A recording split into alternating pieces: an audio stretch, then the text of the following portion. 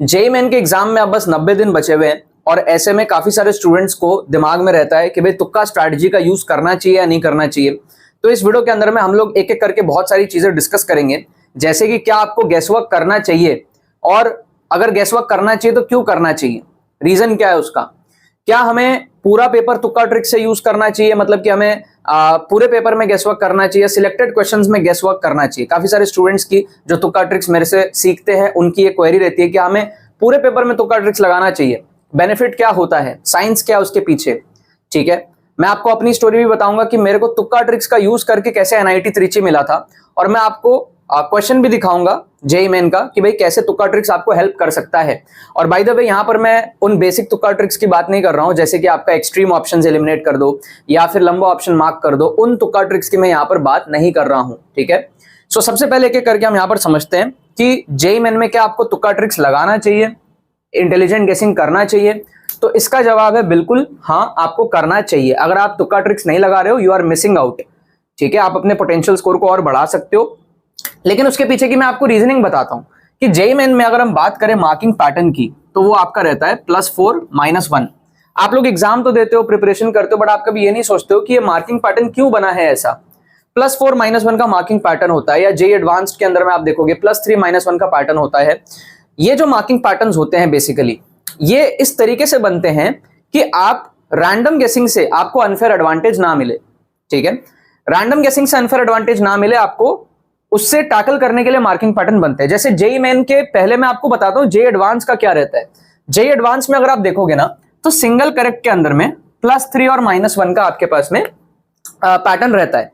ये क्यों रहता है, कभी सोचा है आपने कि अगर आप 4 क्वेश्चन अटेम्प्ट कर रहे हो ना, 4 क्वेश्चन अटेम्प्ट कर रहे हो और मान लो आपने चारों में सेम ऑप्शन मार्क कर दिया, ठीक है, सब में आपने B B B B mark कर दिया, तो एक सही होने के चांसेस रहते हैं। ठीक है, आप अगर मान लो 20 क्वेश्चन में B B B B mark कर दो, 5 सही होने के चांसेस रहेंगे। तो बेसिकली रैंडम गेसिंग की जो प्रोबेबिलिटी रहती है वो 20 to 25% के आसपास रहती है। तो अगर आपका एक भी सही हुआ तो वो आपको +3 देते हैं, ताकि आपका 3 जो गलत हुआ है ना उसमें आपका -1 करके -3 हो जाए टोटल, तो आपको अनफेयर एडवांटेज ना मिले। जेईई मेन में अगर हम बात करें तो पहले से आपको एक थोड़ा सा एडवांटेज यहां पर है, क्योंकि +4 -1 है। सो अगर आप 4 में से लेट से जेईई मेन में आप अगर 4 क्वेश्चन में तुक्के मारते हो जिसमें 25% सही होने की प्रोबेबिलिटी रहती है, 4 में से एक सही होने का पॉसिबिलिटी रहता है, तो आप देखोगे कि अगर एक से आपको 4 मिल रहे हैं तो 3 जो आपका जा रहा है गलत, उसके बावजूद आपका स्कोर थोड़ा सा बढ़ रहा है। ठीक है, सो यहां पर वो कंसिडर करते हैं 20% रैंडम गेसिंग की तुक्का एक्यूरेसी को कंसिडर करते हैं, क्योंकि वो 5 में से एक सही मानते हैं। क्योंकि वो एक और क्वेश्चन अगर आप ऐड कर लोगे ना यहां पर, तो आप देखोगे कि आपका ये नलीफाई होगा। लेकिन एडवांस में हमारे पास में 25% एक्यूरेसी मानते हैं वो, और उसके अकॉर्डिंग जो है मार्किंग पैटर्न को बनाया जाता है। तो इन जनरल क्या होता है, 20 to 25% के बीच में आपकी तुक्का एक्यूरेसी होती है रैंडम गेसिंग की। ठीक है, जब आपको क्वेश्चन के बारे में कुछ नहीं पता, आप तब भी अगर तुक्के लगाओगे तो ये आपकी एक्यूरेसी रहेगी। नाउ अगर आपको क्वेश्चन के बारे में थोड़ा सा भी पता है तो अब जो मार्किंग पैटर्न है वो आपके फेवर में आने लग जाता है, नंबर आपके फेवर में आने लग जाता है। क्योंकि अगर आपको थोड़ा सा भी पता है, अगर आपको नहीं पता है मान लो, और आप 10 क्वेश्चन अटेम्प्ट कर रहे हो, तो आप उसमें से 2 सही करोगे, 8 गलत करोगे अगर, तो आपका स्कोर नील रहेगा।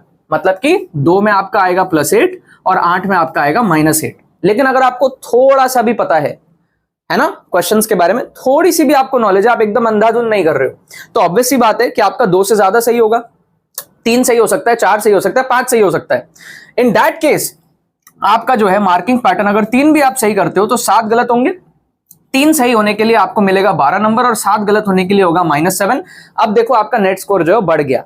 दैट मीन्स रैंडम गेसिंग, अंधाधुंध तुक्का आप मारोगे तो आपको कोई बेनिफिट नहीं मिलेगा। लेकिन अगर आप साइंटिफिक तुक्का ट्रिक्स लगाओगे जिसमें ऑप्शन एलिमिनेशन आता है, इंटेलिजेंट गेसिंग आता है, जुगाड़ ट्रिक्स आता है, बहुत सारे तरीके होते हैं तुक्का मारने के, अगर आप वो सीख लेते हो तो आपको तुक्का ट्रिक्स लगाना चाहिए, गेसिंग वर्क आपको करना चाहिए। जेईई मेन के अंदर में आपको उससे एडवांटेज मिलता है। अगर आप नहीं कर रहे हो तो आप बाकी बच्चों से पीछे ही रहोगे, जहां हो आप ओवरटेक नहीं कर पाओगे अपने से सामने वाले को।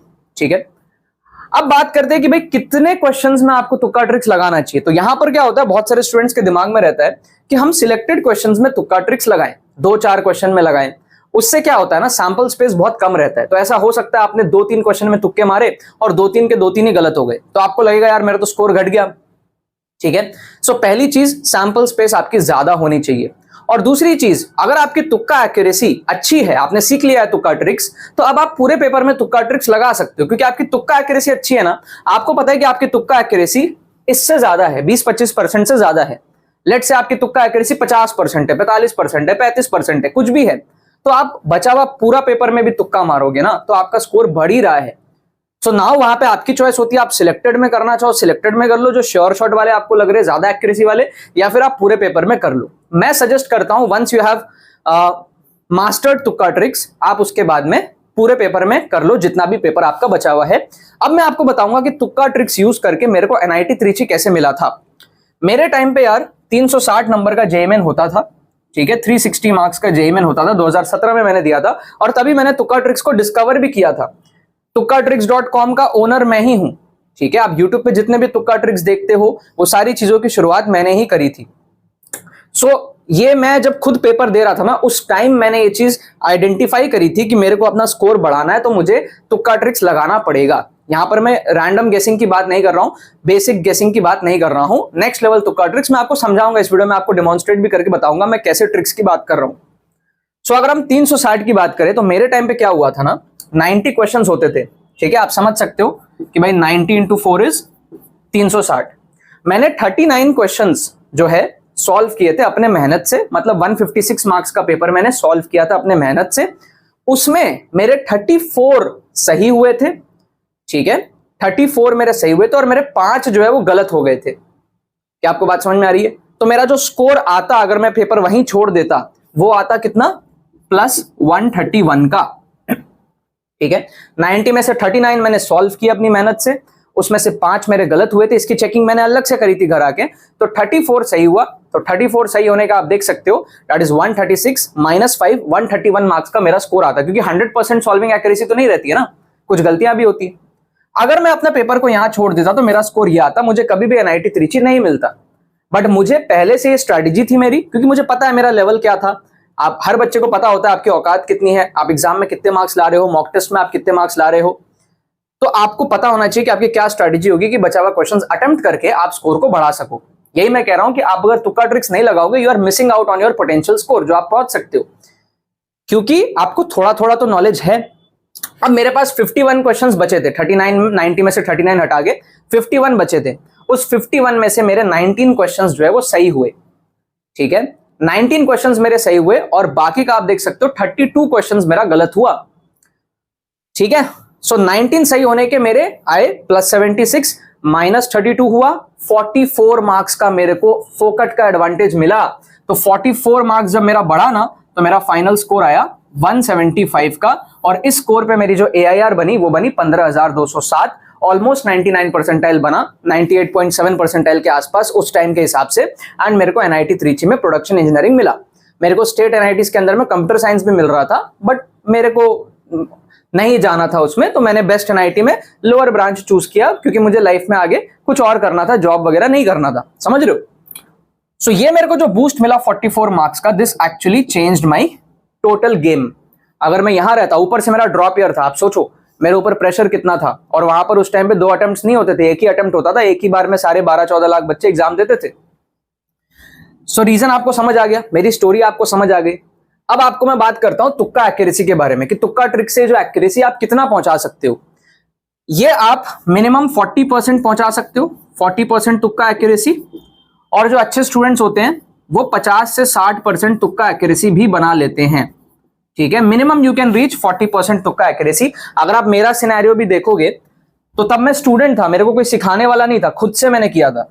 तो बचे हुए जो 51 क्वेश्चंस थे उसमें मैंने 19 सही किए थे, ऑलमोस्ट 40% से थोड़ा सा कम है ये, ठीक है। 40% इज वेरी रियलिस्टिक जो आप बना सकते हो तुक्का ट्रिक्स का यूज करके। तुक्का ट्रिक्स के अंदर में क्या चीजें आती है, आपके जुगाड़ ट्रिक्स आते हैं जिनमें 100% एक्यूरेसी बनती है, ऑप्शन एलिमिनेशन 50% एक्यूरेसी बनती है, स्मार्ट इंटेलिजेंट टेक्निक्स होते हैं इंटेलिजेंट गेसिंग के, जिसमें आपकी 30-35% एक्यूरेसी बनती है। तो सबका एवरेज आउट जब आप करते हो, जुगाड़ ट्रिक्स के क्वेश्चंस कम मिलेंगे आपको, इंटेलिजेंट गेसिंग के ज्यादा मिलेंगे, ऑप्शन एलिमिनेशन आपने जो पढ़ा है थोड़ा थोड़ा उसके बेस पे आप करते हो। सो प्रॉब्लम सॉल्विंग एबिलिटी आपकी इस कदर होती है कि आप हर क्वेश्चन में तुक्का ट्रिक्स का भी इन्वॉल्वमेंट लाते हो, जिससे कि आप मार्किंग पैटर्न को बीट करते हो और अपने एडवांटेज में स्कोर को बढ़ाते हो। समझे पूरा साइंस? सो ये जो है ना आपको अचीव करना पड़ेगा, ये अचीव करना बहुत पॉसिबल है। इसके लिए मैंने डेडिकेटेड कोर्स बनाया है, जेईई मेन 2026 तुक्का ट्रिक्स कोर्स, और ये कोर्स पिछले 4-5 सालों से चल रहा है। इस साल का कोर्स जो है और भी ज्यादा अपग्रेडेड होने वाला है और भी ज्यादा बेहतर होने वाला है। तो इसके अंदर में जब आप जाओगे तो 60 to 80 मार्क्स का आप बूस्ट एक्सपेक्ट कर सकते हो। मैं अभी आपको समझाऊंगा कैसे इतना बूस्ट होता है, और इसके अंदर में आप एग्जैक्टली जो मैं आपको बात कर रहा हूं 40% तुक्का एक्यूरेसी आप बनाओगे। डिमॉन्स्ट्रेशन आप देखोगे कैसे करते हैं, एग्जाम सिनेरियो में कैसे तुक्का ट्रिक्स लगाया जाता है, मैं कैसे लगाता हूं। जेईई मेन का आप ट्रेंड समझोगे, क्वेश्चन पैटर्न समझोगे, आप सारे ट्रिक्स कवर करोगे, माइंडसेट डेवलप करोगे, रिस्क को मैनेज करते हुए आप अच्छा खासा यहां पर बूस्ट करोगे स्कोर। और बहुत सारे स्टूडेंट्स इस रेंज में भी तुक्का एक्यूरेसी बना लेते हैं इस कोर्स के थ्रू। 40% मैं आपको कह रहा हूं, बेयर मिनिमम इतना आप बना लोगे। ठीक है, एनरोल करने का प्रोसेस बड़ा सिंपल है, लिंक डिस्क्रिप्शन में दिया हुआ है, जाओ जाके पेमेंट प्रोसेस कंप्लीट करो। कोई भी क्वेरी होती है हमारी टीम को आप व्हाट्सअप कर सकते हो, आपको गाइड भी कर देंगे। ठीक है, एनरोलमेंट में कोई भी अगर आपको दिक्कत आती है तो बहुत इंपॉर्टेंट है, छोटा सा इन्वेस्टमेंट है, इससे जो आपका रैंक में बूस्ट होगा, जो मार्क्स में बूस्ट होगा, जो आगे आपकी जो है आपको मैं इंपैक्ट आपका अगर मैं ऐसे समझाने की कोशिश करूं कि एक तरफ आप 60-70 नंबर ला रहे हो जेईई मेन में 100 के अंदर ला रहे हो, एक तरफ आप 140-150 ला रहे हो, लेट्स से जनवरी अटेम्प्ट में आपको एनआईटीज मिल रहा है। आगे जाके अगर आप एवरेज जॉब को कंपेयर करोगे एक नॉर्मल स्टेट कॉलेज से वर्सेस एक एनआईटी से, और आप देखोगे कि लाइफ लॉन्ग आपको रिटर्न ऑफ इन्वेस्टमेंट कितना ज्यादा मिलेगा इस कोर्स के थ्रू, तो आपको समझ आएगा इसकी वैल्यू क्या है। तो आज ही जाके इसके अंदर में आप एनरोल करो। समझते हैं यार यहां पर कि इससे आपको किस कदर बेनिफिट मिल सकता है। उससे पहले आप ये क्वेश्चन देखो। ठीक है, इस क्वेश्चन को आप देखो, जेईई मेन 2025 में आया हुआ क्वेश्चन है।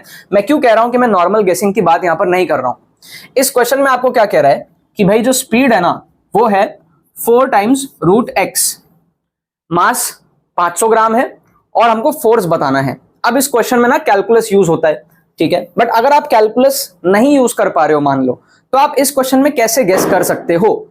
एक्सट्रीम ऑप्शन फंडा ये वो उसकी बात नहीं कर रहा हूं मैं, एक्चुअल रियल गेसिंग आप कैसे कर सकते हो यहां पर, उसको मैं यहां पर समझाने की कोशिश करता हूं। वो भी ज्यादा टाइम भी नहीं लगेगा, 2-2.5 मिनट 3 मिनट के अंदर में आप इसको गेस कर लोगे सही। मान लो आपको कैलकुलस नहीं आ रहा, ठीक है, एक ऑप्शन है आप क्वेश्चन छोड़ दो, दूसरा ऑप्शन है थोड़ा सा आप यहां पर जुगाड़ बुद्धि लगा लो। तो आप देखोगे ना अगर मैं x इक्वल्स टू 0 की बात करूं तो मेरा जो स्पीड है ना वो 0 है। अगर मैं बात करूं x इक्वल्स टू 1 की तो मेरा जो स्पीड है ना आप देख सकते हो वो है 4। समझे? तो मैं ना इसका एवरेज कंसिडर कर लूंगा। स्पीड 0 से 4 जा रहा है ना, क्योंकि मैं कैलकुलस यूज नहीं कर रहा हूं, बट हो क्या रहा है बेसिकली हर मोमेंट पे हर x के साथ में स्पीड जो बढ़ रहा है, तो मैं एवरेज कंसिडर कर लेता हूं। थोड़ा एरर रहेगा बट क्लोज तो रहेगा ना। तो इसका जो एवरेज स्पीड है ना इस बीच में वो है मेरा 2 का एवरेज स्पीड है। इसी तरीके से अगर मैं आगे चला जाऊं x इक्वल्स टू 2 देख लूं तो x इक्वल्स टू 2 पे आप देखोगे ना 4 इंटू रूट 2 मतलब कि 4 इंटू रूट 2 मतलब 1.4, आप देखोगे 5.6 की आपकी जो है स्पीड आ रही है। तो मैं 1 से 2 के बीच का एवरेज देख लेता हूं। 1 से 2 के बीच का एवरेज देखूंगा ना अगर मैं, तो वो आएगा मेरा 4.8 का एवरेज स्पीड का। इसी तरीके से मैं x इक्वल्स टू 3 पे चला जाता हूं। x इक्वल्स टू 3 पे अगर मैं जाऊंगा तो आप देखोगे यहां पर 4 रूट 3 आएगा, मतलब 4 into 1.7, so this will be 6.8। तो 2 से 3 के बीच में अगर स्पीड 5.6 से 6.8 जा रही है तो मैं एवरेज कंसीडर कर सकता हूं 6.2। इसी तरीके से हम कितना भी आगे जा सकते हैं। सपोज कर लो मैं जाता हूं x इक्वल्स टू 4 पे, तो मेरी जो स्पीड है वो कितनी आ रही है, 8 आ रही है ना, रूट 4 2 हो जाएगा। तो यहां पर मेरी जो स्पीड आ रही है वो आ रही है 8, तो इसके बीच का जो एवरेज है वो आ रहा है 7.4 का, 7.4 का। ठीक है, अब हम क्या कर सकते हैं, हमें क्या करना है, फोर्स के लिए मास इनटू एक्सेलरेशन चाहिए। So acceleration is change in velocity पर सेकंड। तो हम अगर चेंज इन वेलोसिटी निकाल ले 0 से, ये t इक्वल्स टू 0 भी है मान लो, 1 सेकंड में चेंज इन वेलोसिटी कितना है, ठीक है, ये हमारा डिस्टेंस है। तो हमें देखना पड़ेगा कि 1 सेकंड में कितना डिस्टेंस कवर किया, तब हम वहां से स्पीड को कंपेयर कर पाएंगे। ठीक है, अब हमको पता है कि भाई टाइम जो होता है वो होता है डिस्टेंस बाई स्पीड। तो डिस्टेंस तो हर के बीच में 1 यूनिट का है, सबके बीच में डिस्टेंस 1 यूनिट का है। लेकिन अगर हम एवरेज स्पीड से डिवाइड लगा दे, जैसे फर्स्ट केस में हम अगर d को ले ले 1 और v को ले ले 2, तो 0.5 आएगा। इसका मतलब ये जो टाइम है ना ये 0.5 सेकंड है अप्रोक्स, थोड़ा सा एरर है इसमें। अब अगर मैं 1 से 2 के बीच में देखूं तो मेरे को क्या करना पड़ेगा, distance 1 divided by average speed 4.8, तो ये रफली आएगा 0.2 समथिंग। इसका मतलब ये जो बीच का टाइम है ना, यहां से यहां के बीच का जो टाइम है, that is 0.2 something, 0.2 seconds approx. ठीक है, समझ रहे हो? तो मैं ऐसे करते करते ना रफली क्या करूंगा, 1 सेकेंड तक चला जाऊंगा, तो मेरे को स्पीड पता चल जाएगा, एक्सीलरेशन पता चल जाएगा अप्रोक्सीमेटली। अगर मैं 2 से 3 के बीच की बात करूं, सो दैट विल बी 1/6.2, और अगर मैं 3 से 4 के बीच की बात करूं तो ये आएगा मेरा 1/7.4। इसको अगर आप अप्रोक्सीमेटली सॉल्व करोगे तो ये आपका आ जाएगा कुछ 0.16 सेकेंड रफली, और ये आपका आ जाएगा अप्रोक्सीमेटली 0.13 सेकेंड्स रफली। ठीक है, तो आप देख सकते हो 0.5, 0.2, 0.7 और ये दोनों मिला के 0.3 रफली, ये पूरा मिला के 1 सेकेंड आ रहा है रफली। इसका मतलब हम कह सकते हैं कि x इक्वल्स टू 0 से x इक्वल्स टू 4 तक पहुंचने में उसको लगभग 1 सेकेंड लगा, और उस 1 सेकेंड में उसकी जो स्पीड है वो एब्सोल्यूट स्पीड्स 0 से लेकर के 8 तक गई। मतलब कि एक्सेलरेशन क्या है, change in velocity by time which is 1, 8 का एक्सेलरेशन है। अब आप 8 को मल्टीप्लाई करोगे मास के साथ में तो आपका 4 न्यूटन का यहां पर फोर्स आ जाएगा, क्योंकि force is mass into acceleration. तो आप ऑप्शन डी को यहां पर जो है तुक्का लगा सकते हो, 4 नंबर आपको यहां पर मिल जाएंगे। ये होता है नेक्स्ट लेवल ट्रिक। ऐसा नहीं कि हम रैंडमली बस गेस कर रहे हैं, हम थॉट दे रहे हैं, कुछ जुगाड़ लगा रहे हैं। ये चीजें आपको सीखनी पड़ती है। अब आपको मैं समझाता हूं कि यार इसका यूज करके आप कैसे अपना गेम चेंज कर सकते हो। ठीक है, सो सपोज कर लो आप जेईई मेन का एग्जाम दे रहे हो 2026 का फिजिक्स केमिस्ट्री मैथ्स के अंदर में, और आप मान लो ज्यादा नहीं, सिर्फ 15 क्वेश्चन सॉल्व कर पाते हो। ठीक है, सो आप मान लो कि लेट से आप 6 क्वेश्चन कर लेते हो लेट से केमिस्ट्री में, 6 क्वेश्चन कर लेते हो लेट से आप फिजिक्स में, फिजिक्स और केमिस्ट्री में, और आप मान लो 3 क्वेश्चन कर पाते हो मैथ्स में। ठीक है ना, या फिर आप तीनों में 5-5 भी कर सकते हो, है ना। मोस्टली ये होता है कि मैथ्स में आप थोड़ा सा कम कर पाते हो, तो 6, 12 और 3, 15 क्वेश्चन आपने मान लो सॉल्व किया, और यही आपका लेवल है सपोज कर लो। मैक्सिमम स्टूडेंट्स इसी रेंज में सिमट जाते हैं।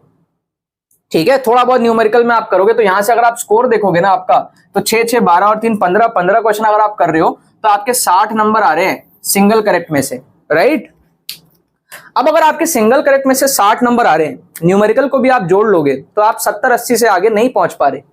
ठीक है, सो हाउ तुक्का ट्रिक्स कैन हेल्प यू, इसको हम समझने का ट्राई करते हैं।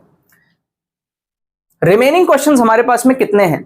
45 सिंगल करेक्ट क्वेश्चंस हमारे बच रहे हैं। 15 को हटा दे अगर हम 60 में से, तो 45 सिंगल करेक्ट क्वेश्चंस हमारे पास में बचे हैं। इसमें अगर हम 40% एक्यूरेसी भी बना ले, आप 50 भी बना सकते हो, ऐसी बात नहीं है, बट अगर हम बेयर मिनिमम 40 कंसीडर करें, क्योंकि रैंडम गेसिंग की अगर 20-25 है तो हम इंटेलिजेंट गेसिंग और साइंटिफिक तुक्का ट्रिक से 40 बना सकते हैं। तो अगर आप 40 बनाओगे तो आपके कितने सही होंगे? आपका यहां पर 18 सही होगा, और आप देख सकते हैं यहां पर आपके पास में 27 गलत होगा रफली। ठीक है, क्योंकि 10 में 4, 40 में 16 और 5 में 2 को ऐड कर दिया तो 18 और 27 हमारा गलत होगा। तो 18 सही होने का आप देख सकते हैं यहां पर आपके +72 आएंगे, और यहां पर हो जाएगा आपका -27। एक मेजर स्कोर बूस्ट आपको यहां पर दिखेगा। आप देख सकते हो स्कोर बूस्ट कितना है, 45 मार्क्स का यहां पर एक स्कोर बूस्ट आपको दिख रहा है। ठीक है, सो दिस इज +45 मार्क्स। ठीक है, ये सिर्फ सिंगल करेक्ट से है, न्यूमेरिकल में भी आप तुक्का ट्रिक लगा सकते हो। ठीक है, वहां से आप और 3-4 क्वेश्चन कर लोगे तो आप देख सकते हो कि 60 नंबर आपके यहां पर है, और मान लो आप लेट से आप 15 नंबर न्यूमेरिकल से लाते थे, और अब आप 60 के बाद में 45 नंबर और बूस्ट करोगे फ्रॉम द रिमेनिंग क्वेश्चंस, अगर आप तुक्का स्ट्रेटजी का यूज करते हो तो, और न्यूमेरिकल से आप मान लो और 15 नंबर आप जुगाड़ लेते हो, है ना। डिपेंड करता है, ठीक है, 12 भी हो सकता है, 16 भी हो सकता है। ऑन एन एवरेज मैं सारी चीजें कंसिडर कर रहा हूं, क्योंकि जब आपकी प्रॉब्लम सॉल्विंग एबिलिटी बढ़ेगी तो आप न्यूमेरिकल टाइप में भी जुगाड़ लगाते हो, वहां पे भी आप ट्रिक्स लगाते हो, और आपकी ओवरऑल सॉल्विंग भी बढ़ जाती है, क्योंकि आप हैक्स, लूप होल्स खोजना स्टार्ट कर देते हो क्वेश्चंस के अंदर में। और अगर आपकी 50% एक्यूरेसी बन गई तो आप देखो क्या होगा, 45 में से आप 22 सही करोगे, 22 गलत करोगे, तो आप और समझ लो 20-25 नंबर और इससे ज्यादा आप बूस्ट करोगे, 65-70 के आसपास आप बूस्ट करोगे। ठीक है, इसीलिए मैं कह रहा हूं 60 to 80 मार्क्स का बूस्ट पॉसिबल है, राइट। और अगर आप एकदम ही 0 पे हो ना तो भी आप 80-100 पहुंच सकते हो, क्योंकि फिर पूरा पेपर ही आपके पास तुक्का मारने के लिए है। सो यहां आप देख सकते हो आपका जो स्कोर है वो एक तरफ 75 का था, और वो आपका यहां पर जो है 60 नंबर अगर बढ़ गया तो आप 75 से, जो आप पहले 75 पे थे, वहां से आप +60 भी अगर आप ऐड करते हो तो आप 135 पे पहुंचते हो, आपका जो है यहाँ पर गेम चेंजिंग चीज हो जाएगा जनवरी अटेम्प्ट के अंदर में। कंपटीशन कम रहता है, ठीक है, और अगर आपकी एक्यूरेसी 50% रहती है तो आप 155 160 भी पहुंच सकते हो। या फिर अगर आपने थोड़ी सी सॉल्विंग और बढ़ा ली, 15 की जगह आपने 20 क्वेश्चन कर लिया, आप 100 नंबर तक खुद से पहुंच लो, 80 से 100 के बीच में, तो वहां से आप 160 180 पहुंच सकते हो।